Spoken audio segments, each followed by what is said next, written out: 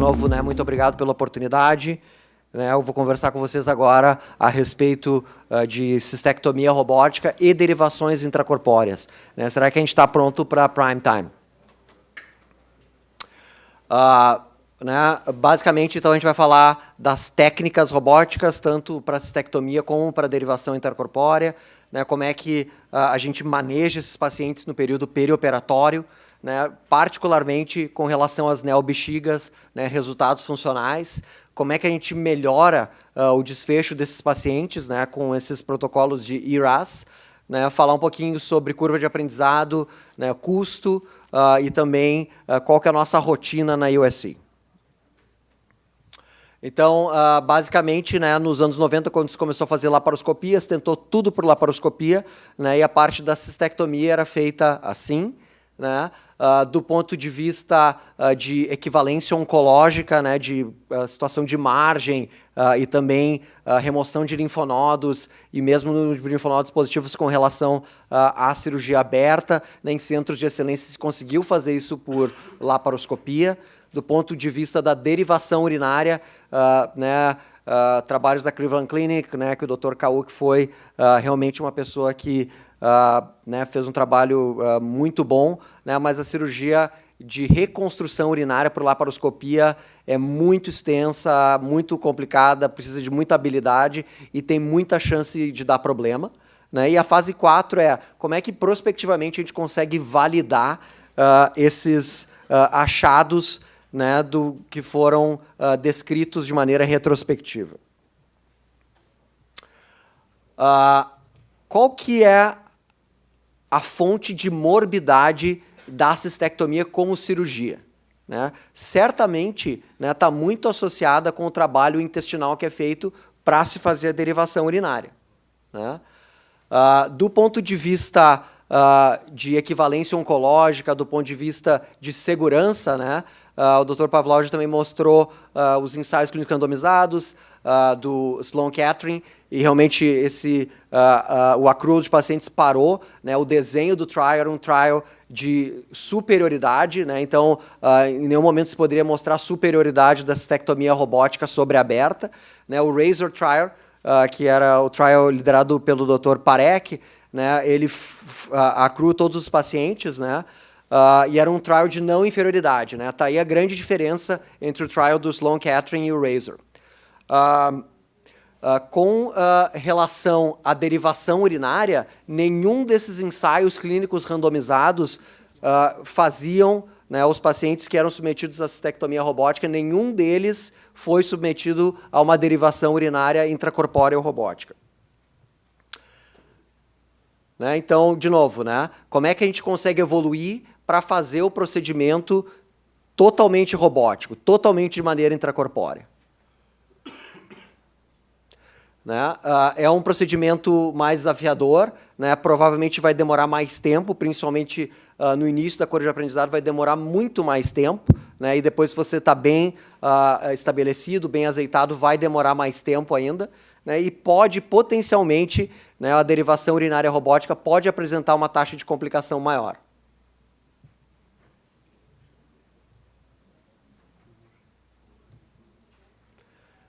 Então, qual foi o nosso objetivo na USC quando se começou a se fazer esse trabalho? Como é que a gente consegue, de uma maneira eficiente, fazer tanto a parte extirpativa como a parte reconstrutiva da cistectomia? Então, uma das coisas que no início a gente teve a oportunidade de debater e até os cirurgiões robóticos acabaram se tornando melhores cirurgiões, na USC tem uma maior experiência do mundo em cirurgia para câncer de bexiga, então a gente pôde trocar experiências com os nossos colegas que faziam cirurgia aberta, e aprender muito de técnica cirúrgica, aprender muito, inclusive, de oncologia, com esses experts em tratar câncer de bexiga. Então, de novo, uma das coisas que teve que ser feita foi nenhum atalho na cirurgia, replicar completamente os passos da cirurgia aberta. Então, seguindo o modelo que se escolheu para fazer neobexiga, que era o modelo Dr. Studer. Então, como é que a gente conseguiria determinar se era factível fazer isso, e seguro fazer isso? Cistectomia, então, né? A gente estandarizou, né? Faz essa abordagem posterior primeiro, né? Se você baixar a bexiga no início, vai ser muito mais difícil de você controlar os pedículos, né, de ter uma boa noção anatômica. Então, se faz todo esse controle dos pedículos com staplers, com vessel sealers ou com clips, se você está fazendo uma cirurgia nerve sparing por baixo, e só depois, né, que você fez todo esse controle vascular, você sim baixa a bexiga, né, e vai fazer a questão, abordar o ápice, né. A parte extirpativa da cirurgia ela não é tão desafiadora, né? Se conseguir fazer isso por laparoscopia, se consegue fazer isso sim por cirurgia robótica de uma maneira segura, eficiente e com menor taxa de sangramento. A segunda parte da cirurgia, linfadenectomia, discutimos bastante no câncer de próstata, né? A visualização que a gente tem é muito boa. Os estudos prospectivos e retrospectivos mostram que você consegue remover o mesmo número de linfonodos e remover o mesmo número de linfonodos positivos do que a cirurgia aberta. Então, você não compromete a parte oncológica da sua cirurgia fazendo essa parte de cistectomia, de linfadenectomia com abordagem robótica. Focando na neobexiga, então, exatamente o modelo do Dr. Studer, né, entre 55 e 60 centímetros de intestino que a gente usa, 5 centímetros é uma rotina da USC de descartar para aumentar a mobilidade da sua neobexiga e também fazer com que a anastomose entero-entero não fique próximo da sutura da neobexiga. Né, e você vai realmente destubularizar o intestino, né, e reconfigurar o intestino de maneira que você construa, né, uma esfera para que urodinamicamente essa neobexiga funcione. E esses passos são totalmente replicados na cirurgia robótica. Né, como é que a gente se organiza para isso? Né, é muito importante, né, essa cirurgia tem muitos passos, né, você não tem tanto controle na cirurgia robótica da visualização, né, você tem um campo mais limitado do que na cirurgia aberta. Então, como se organizar, né, na parte do intestino, né, a gente configurou de colocar suturas azuis, né, blood bowel, então para você não se confundir a alça que você vai ter que anastomosar com a outra alça para dar continuidade no intestino. Na neobexiga, a gente coloca essas suturas brancas, né, utilizava esse penrose, né, medir de olho nessa cirurgia é bem complicado. Né, outra medida que você pode usar também são fios, né, com aquele hemolock na ponta, ou, né, um dreno mesmo marcado, né, que vai dar um pouquinho mais de rigidez. Né.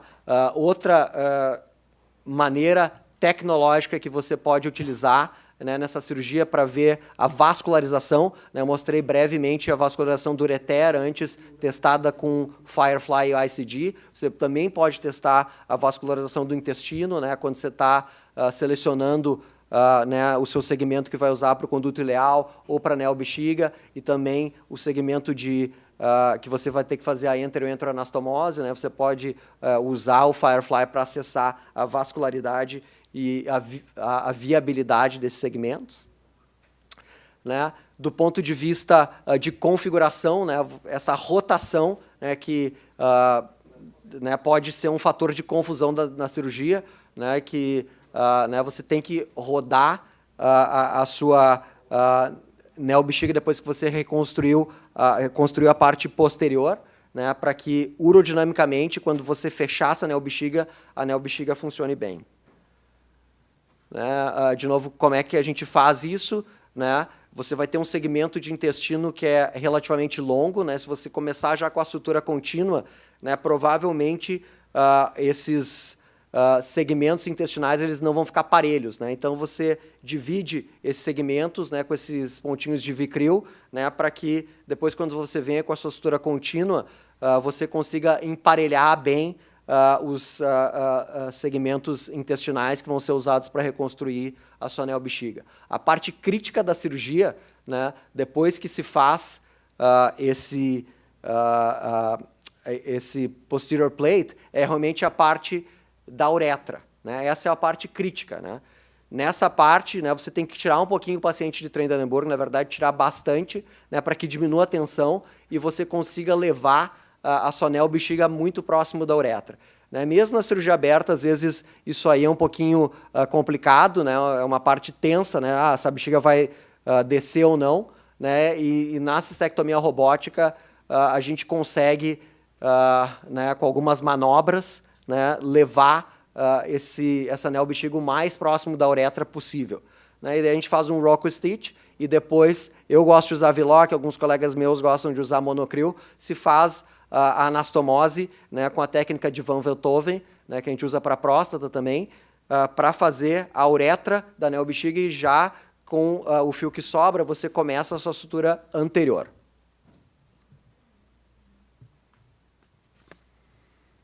Então, de novo, né, esse tem que ser o aspecto, né? No final da cirurgia, você vai implantar os ureteres, né? Isso também, técnica standard, né? Uma coisa que é importante aqui, né? Não segurar, né, o ureter com as suas pinças robóticas ou com o porta-agulhas, né? Você pode segurar o segmento, né, que você vai excisar depois, mas, né, você não quer provocar dano isquêmico para o ureter. Então, né, o handling delicado é importante. Né, depois de muitos casos, né, você acaba ficando um pouco mais eficiente, mas mesmo assim, o seu tempo cirúrgico vai ser superior, invariavelmente, à técnica aberta. Né, isso, né, o vídeo que foi demonstrado antes, né, o uso do ICG para demonstrar a viabilidade, né, do ureter distal e orientar você se você tem que excisar mais ou não segmentos ureterais. Né, então, nós combinamos a experiência com o grupo do Dr. Wicklund, né, que tem uma experiência muito grande no Instituto Karolinska, né, então mostrando aqui os baseline demographics dos pacientes, né, e também a taxa, né, de cânceres mais agressivos, né, isso aí é compatível com o da literatura. Na verdade, lá na USC, né, all comers, eles vão ou para os cirurgiões abertos ou para os cirurgiões robóticos, né, e isso acaba sendo decidido a técnica mais por preferência do cirurgião do que por estágio clínico do paciente ou grau de agressividade da doença. Como é que era no início da experiência, isso combinando a nosso tempo de internação e também o tempo de internação na Suécia, que é um pouquinho diferente a abordagem que nos Estados Unidos, os pacientes ficam mais tempo internados. Do ponto de vista de linfadenectomia, né, a maioria dos pacientes ficava ali ou abordagem normal para linfadenectomia ou estendida, super estendida, a gente acaba não fazendo muito, né, o SOG trial não mostrou diferença entre linfadenectomia estendida e super estendida. Do ponto de vista de tipo de derivação, né, é muito mais comum fazer Bricker do que fazer neobexiga, né, a nossa taxa de Bricker é maior na USC, então mais ou menos 65% dos pacientes vão fazer uma derivação incontinente e 35% dos pacientes vão receber neobexiga. Aqui mostrando, né, os resultados anatomopatológicos. Taxa de margens positivas muito aceitável, né? Os linfonodos removidos, os linfonodos positivos, né? Isso tudo compatível com dados da cistectomia tradicional, da cistectomia aberta. Do ponto de vista de follow-up oncológico, também recorrências, mortalidade, mortalidade de câncer específica, tudo dentro do esperado da literatura, né?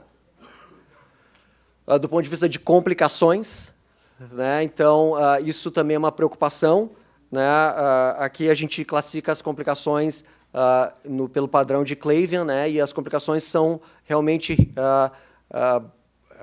recordadas, as complicações são né, colocadas no nosso banco de dados de uma maneira muito rígida, né? Para que a gente não perca nada, né? Você vai ter uma taxa muito grande de complicações em cistectomia, se você olhar as taxas de, né, Clavian 1, 2, 3 e 4. Felizmente, né, as maiores taxas de complicação são de baixo grau, né? Aqui né, um estudo que a gente acabou fazendo na USC, do ponto de vista de comparar a urodinâmica das neobexigas abertas com robóticas, não teve diferença em nada. Não teve diferença funcional e não teve diferença na questão da incontinência também. Então, do ponto de vista funcional, né, cirurgia aberta ou cirurgia robótica não faz diferença. Do ponto de vista oncológico, também não. Né? Eu não vou ter muito tempo agora, né? Eu vou ter que encerrar, mas isso era só para dar uma noção, né, do que realmente modificou a experiência dos nossos pacientes. O que diminuiu a internação, né? O protocolo de IRAS, né, que a gente implementou para a cistectomia radical, fez com que a taxa de internação, que na média era de 8 dias, tanto para a cistectomia aberta como para a robótica, caísse para 5 dias. Né? Então, junto com o IRAS, todo o envolvimento que a gente tem, né, e toda a infraestrutura que a gente tem para os pacientes, né, melhorou muito mais o cuidado desses pacientes e aumentou a eficiência do tratamento. Então, para concluir, eu gostaria de dizer, né, que cistectomia robótica com derivação intracorpórea hoje em dia é factível, né? A gente pode fazer de uma maneira segura e eficiente, né? Mas a gente tem que ter consciência, né, que a cistectomia, né, os pacientes com câncer de bexiga, eles devem ser tratados principalmente em centros de experiência. Né? Você não pode fazer uma cistectomia agora e uma outra cistectomia daqui a 3 meses. A literatura mostra, né, que os pacientes com câncer de bexiga são doentes mais complicados, né, vão ser submetidos a um procedimento mais complicado, tem uma maior taxa de complicação. Na nossa realidade na USC, cistectomia, derivação intracorpórea, continente ou incontinente, é uma realidade, né, e eu acho que pode ser replicável, sim, para centros que têm experiência em tratar pacientes com câncer de bexiga. Muito obrigado.